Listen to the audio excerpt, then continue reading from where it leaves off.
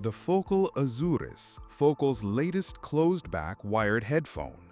Sleek, stylish, and aimed at listeners who want audiophile sound without spending four figures. But here's the big question. Is the Azurys actually worth the price? Or is it just another nice-looking set that gets overshadowed by its older siblings? In this detailed review, we'll cover sound quality, comfort, build, isolation, real-world use, and whether you should buy these in 2025. Spoiler, the answer isn't as simple as you might think. First impressions matter. The Azurys looks great. You get Focal's signature industrial design, clean curves, sturdy yokes, and that instantly recognizable grill pattern on the ear cups. The materials are solid, though not as premium-looking as something like the Stellia. Weight distribution is decent, and clamping force is moderate.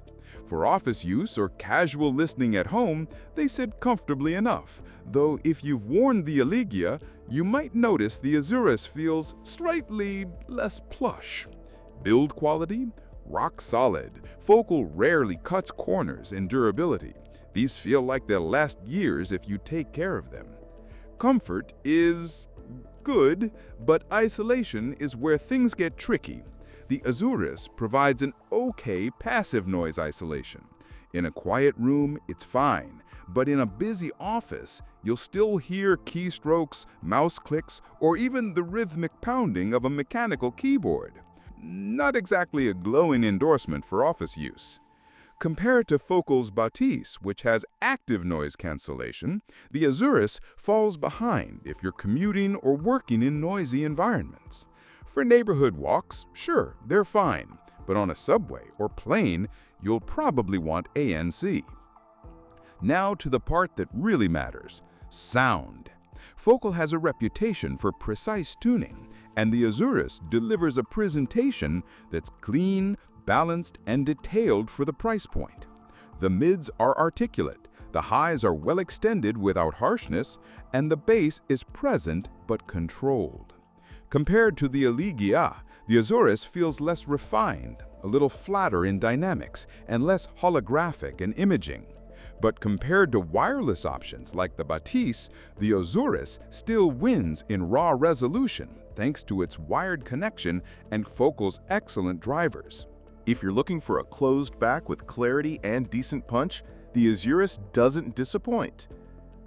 But does it justify its price over used Allegias or other competitors? That's where things get complicated, and that's where the Azurys really has to prove itself. At home, they're great. Plug into a decent amp or DAC, and you get that Focal sound in a relatively compact, stylish package. At work, not ideal. Without ANC and with modest passive isolation, background noise bleeds in. You'll hear typing, chatter, even light construction.